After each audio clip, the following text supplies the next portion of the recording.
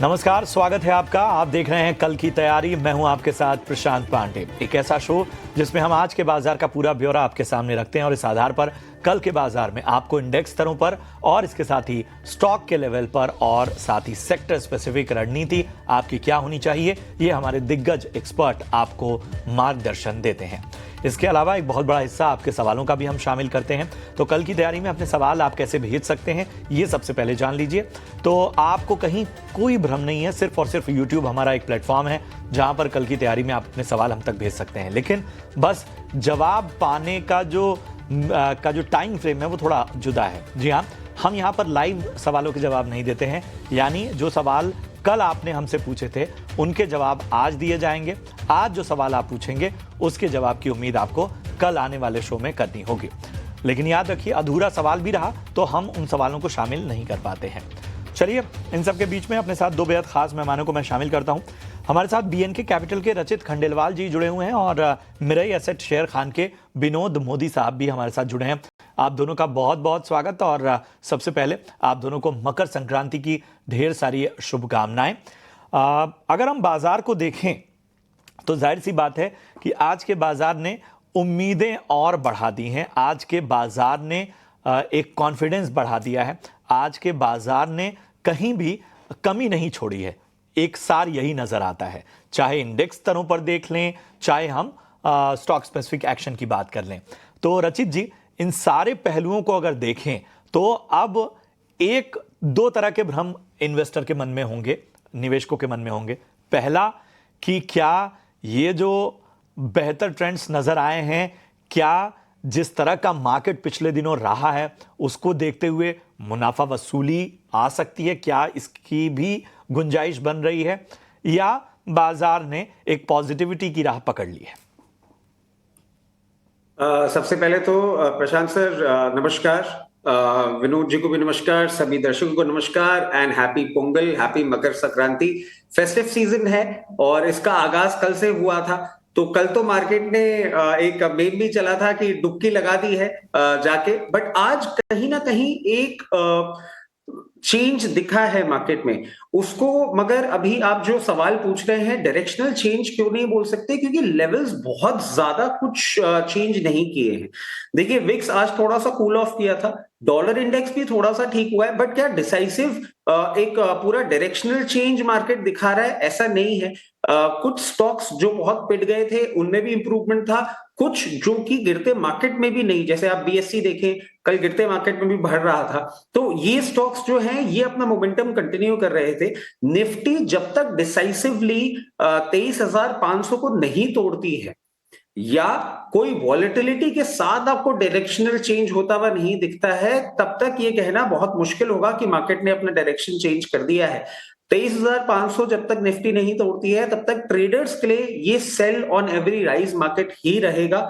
और इन्वेस्टर्स के लिए तो देखिए, वेरी फ्रैंकली कल आपके शो के माध्यम से जुड़ के हमने बात डिस्कस भी करी थी कि आप इन्वेस्टमेंट अपना चालू रखें। और कल का जो फॉल था, जो डीप डाउन 23,000 के लेवल पे आपने टेस्ट किए थे, उसमें हमने यही बोला था कि आप अपना 10-10% करके हर सपोर्ट लेवल पे थोड़ा थोड़ा बाइंग कर सकते हैं। तो ये नहीं कहा जा सकता कि डायरेक्शनल चेंज है।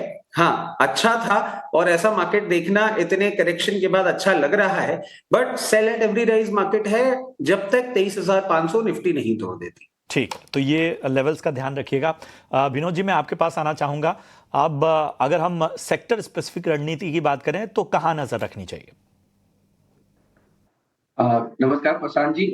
सेक्टर स्पेसिफिक बात करें तो डेफिनेटली अभी जो नियर टर्म की अगर बात करें तो मुझे लगता है कि ये जो क्वार्टर थ्री जो अर्निंग जो स्टार्ट हुआ है वो बहुत बड़ा मार्केट के लिए ट्रिगर रहेगा। जो अभी तक जो भी कुछ कंपनियों को नंबर आए हैं, चाहे आईटी कंपनीज को या फिर कुछ फाइनेंशियल स्पेस में कंपनीज हो, नंबर्स उतने आई मीन इनकरेजिंग नहीं रहे हैं, बट ये हमें लगता है कि कुछ सेक्टर्स के नंबर्स काफी अच्छे रहेंगे, उसके आउटलुक भी अच्छे रहेंगे। फॉर एग्जांपल, अगर मैं कैपिटल गुड्स की बात करूं तो कैपिटल गुड्स की सेक्टर के जो जो भी आकलन किए जा रहे हैं ओवरऑल प्रीव्यू में अर्निंग्स ग्रोथ डबल डिजिट अभी भी 20 से 25% का अनुमान लगाया जा रहा है। तो मुझे लगता है ये बहुत हद तक आपको आई मीन मीट करती हुई दिखाई देगी। At the same time real estate segment में जिस हिसाब से प्री सेल हुए हैं वो वो भी काफ़ी बेहतर होगा आने वाले आने दिनों में execution as well as revenue booking के हिसाब से। तो मुझे लगता है एट द सेम टाइम अगर बिल्डिंग मटेरियल में भी बात करें, सीमेंट स्पेस में जो प्राइसिंग में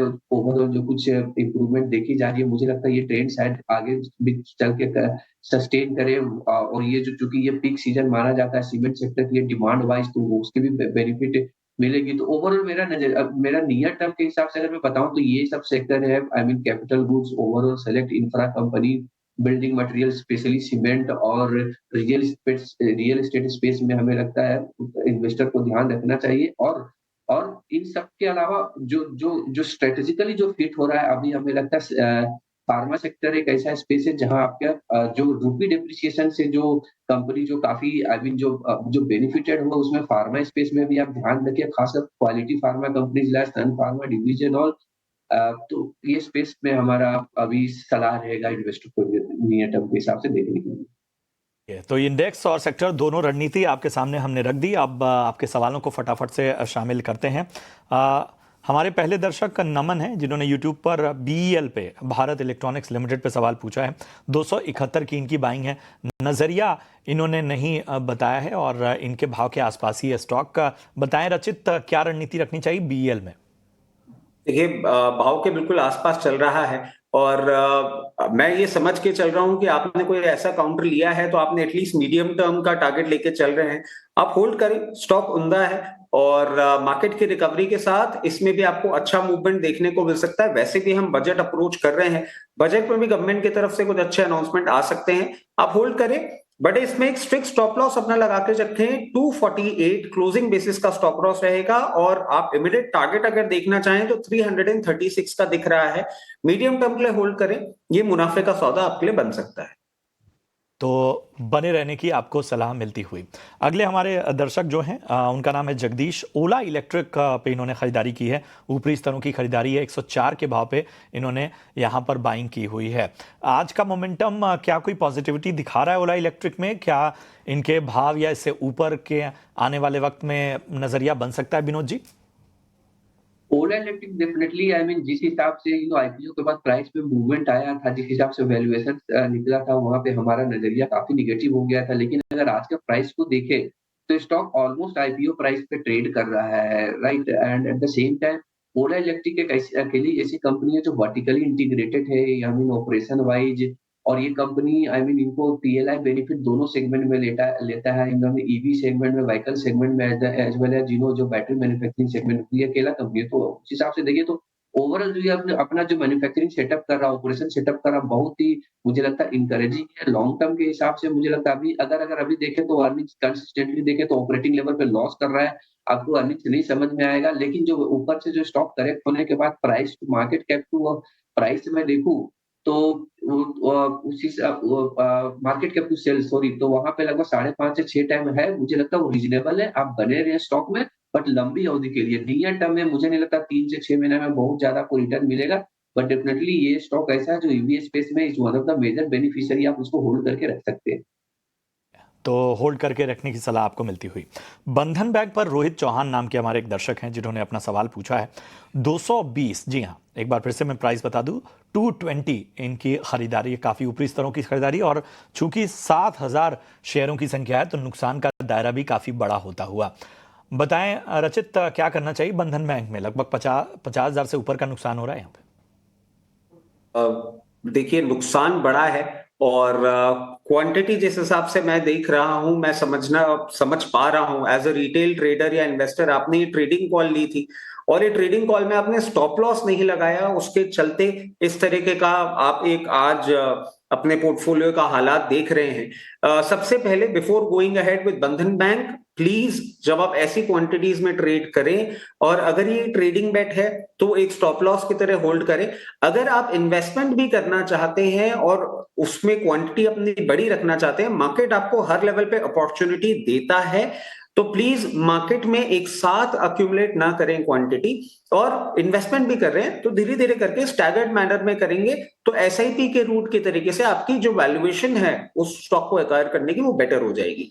ये तो एक कंसेप्ट की बात हो गई। अब देखिए, बंधन बैंक इनके लिए हुए प्राइस से बहुत ज्यादा नीचे है और चार्टिकल पैटर्न्स पे जहां हम देख पा रहे हैं, बंधन बैंक ने अभी आपके बहुत लो पे ही है। तो मैं ये सजेस्ट करूंगा कि क्योंकि अब लॉस इतना ज्यादा हो रहा है और ये अपने लोअर लेवल्स के आसपास ही होवर कर रहा है, फॉर द टाइम बीइंग आप इसको होल्ड करें। और अगर आप इसको होल्ड करते हैं तो पहला आपको एक लेवल 214 रुपए का जो चार्टिकल पैटर्न्स पे दिख रहा है, और उसके बाद 252 रुपए का दिखेगा इफ एवरीथिंग गोज राइट।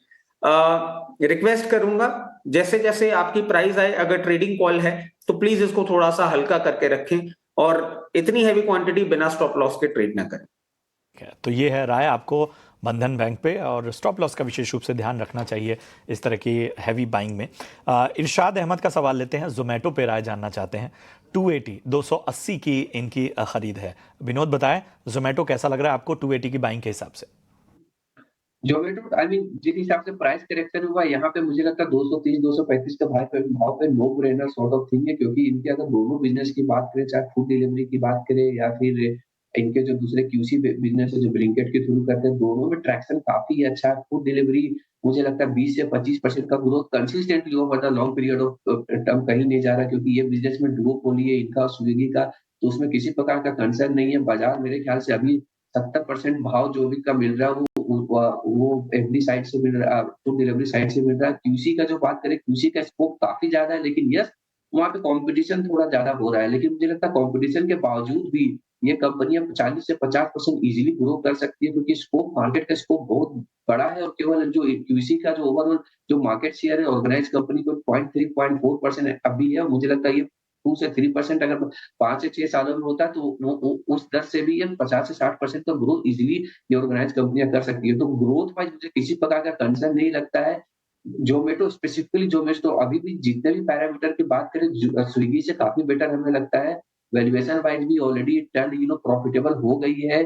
मैं अभी किसी स्ट्रीट में किसी का रिपोर्ट देख रहा था, 3 साल FY 25, 26, 27 में कंपनी लगभग 5.5 से 6 हजार करोड़ का ये एफसीएफ जनरेट करेगा, जो काफी मुझे इंकरेजिंग लगता है। तो लंबे अवधि के लिए आप होल्ड करके रखें, और मुझे लगता है अगर करेक्ट होता है तो एवरेज भी कर सकते हैं। तो ये है राय जोमेटो पे आपको मिलती हुई। बढ़ते हैं आगे, और अगला सवाल जो है हमारे पास जितेंद्र सिंह राजपूत का है। पीएनबी पंजाब नेशनल बैंक पे राय जानना चाहते हैं। काफ़ी ऊपरी स्तरों की इनकी खरीदारी, 122 के स्तर पे इन्होंने खरीदारी की हुई है। हालांकि शेयरों की संख्या कम है तो नुकसान का दायरा बहुत ज़्यादा बड़ा नहीं है, लेकिन फिर भी 122 की बाइंग के हिसाब से रचित जी क्या सलाह होगी पीएनबी पे? देखिए, इन्होंने जो स्टॉक खरीदा है वो स्टॉक बहुत अच्छा है, कंपनी बहुत अच्छी है, और कंपनी में कोई प्रॉब्लम नहीं है। मतलब जो हम वो सारी बातें करते हैं सब कुछ सही है, बट इनका थोड़ा सा एक प्रॉब्लम रह गया कि इन्होंने ये 52 वीक हाई के बहुत क्लोज पहुंच के, मतलब 52 वीक हाई से 20 रुपए नीचे में ही ये ले लिया था। Anyhow, nothing to worry. और आपके पास ये स्टॉक है, आप इसको होल्ड करें, उम्दा स्टॉक है।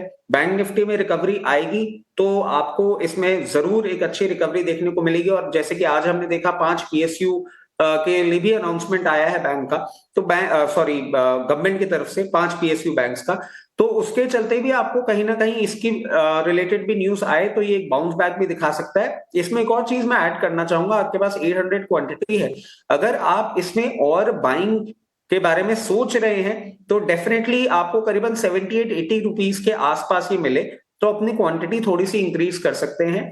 अगर आप medium to long term investor हैं, होल्ड करें, कोई प्रॉब्लम नहीं है, अच्छे लेवल्स आपको इन फ्यूचर देखने को मिल सकते हैं। बिल्कुल, तो ये है राय पीएनबी पर आपको मिलती हुई। चलिए फटाफट से एक और सवाल ले लेते हैं, और ये सवाल है इमरान का। भेल पे राय जानना चाहते हैं, और इनकी खरीदारी 222 की है। 100 शेयर इन्होंने लिए हुए हैं भेल के, और 222 की खरीदारी इनकी भी है, लेकिन चूंकि 100 शेयर ही लिए हुए हैं तो नुकसान बहुत ज़्यादा नहीं होता हुआ। बताएं विनोद जी, क्या करना चाहिए भेल में 222 की बाइंग से?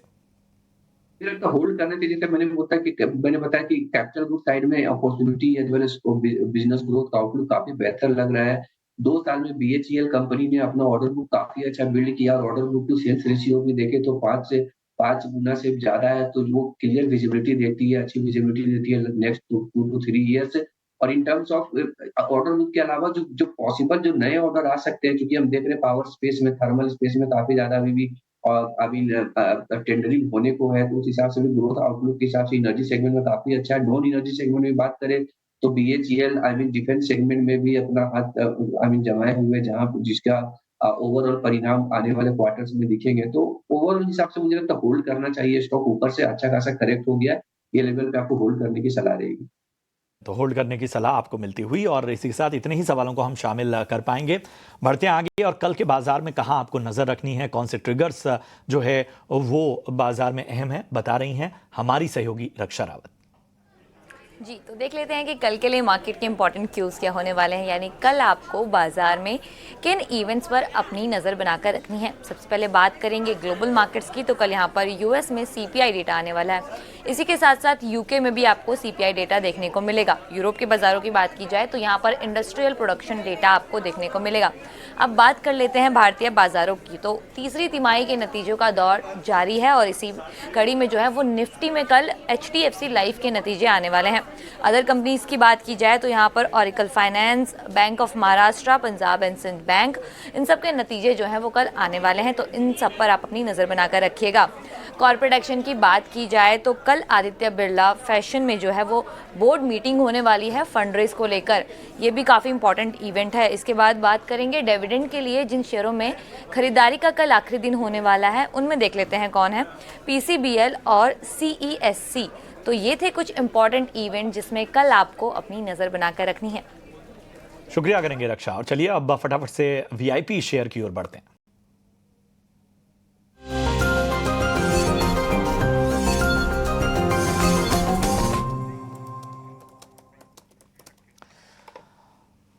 तो सबसे पहले विनोद जी फटाफट से बताइए क्या है आपकी कॉल।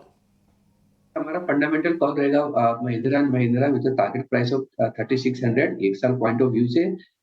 रीजन काफी सिंपल है, क्योंकि जिस हिसाब से हम पीवी सेगमेंट में तो कंपनी ऑलरेडी अच्छी कर ही रही है। वॉल्यूम ग्रोथ का भी जो उसने गाइड किया हुआ मिड टीन ग्रोथ का वो सस्टेनेबल रहेगा ही आने वाले समय। जो नया चीज उभर के आ रही है ट्रैक्टर सेगमेंट में, जो ओवरऑल विजिबिलिटी निकल के आ रही है वो काफी बेहतर लग रहा है कंपनी के लिए, क्योंकि कंपनी का मार्केट लीडरशिप इस स्पेस में है। और जब भी ट्रैक्टर का वॉल्यूम में बढ़ोतरी होती है, वो चूंकि वो हाई मार्जिन बिजनेस होता है, तो उसका सीधा असर आप कंपनी का प्रॉफिटेबिलिटी और मार्जिन पे पड़ता है। मुझे लगता है ये चीज ऐसे आप देखोगे शायद ओवरऑल ये जब प्ले आउट होगा तो आप अर्निंग्स अपग्रेड देखने की पॉसिबिलिटी मुझे ज्यादा लगता है। और वैल्यूएशन पॉइंट ऑफ व्यू से 21-22x FY27 अर्निंग्स में रीजनेबल है। तो हमारा लक्ष्य बाय रेटिंग के हिसाब से हमारे इन हाउस कॉल 3600 का टीपी है। चलिए रचित अपनी कॉल बताएं। देखिए, मैं इस मार्केट में जब करेक्शन आएगा तो इन्वेस्टमेंट कॉल में बहुत कंफर्टेबल रहता हूं। अभी कॉल है, बट वो एक आप मान लीजिए मीडियम टर्म की ही कॉल है। और CDSL ये यहाँ पे अच्छा लग रहा है करंट लेवल्स पे, आप इसमें अपनी पोजीशन बनाएं। और जिस तरीके से नंबर ऑफ डीमैट अकाउंट्स खुल रहे हैं और लोगों का रुझान इतने वॉलेटाइल मार्केट में बना हुआ है, तो 1650 और 1780 ये दो लेवल्स हैं जो आपको मीडियम टर्म में बहुत इजीली देखने को मिल सकते हैं। 1470 1470 का स्टॉप लॉस रहेगा। अपनी पोजीशन इसमें बनाएं, रिटर्न्स आपको देके निकल सकता है। चलिए बहुत बहुत शुक्रिया करेंगे इस अहम राय के लिए आपका रचित, और इसके साथ ही विनोद जी आपका भी बहुत बहुत धन्यवाद हमसे जुड़ने के लिए। इसी के साथ इस बुलेटिन में इतना ही। देखते रहिए ET नाउ स्वदेश। नमस्कार।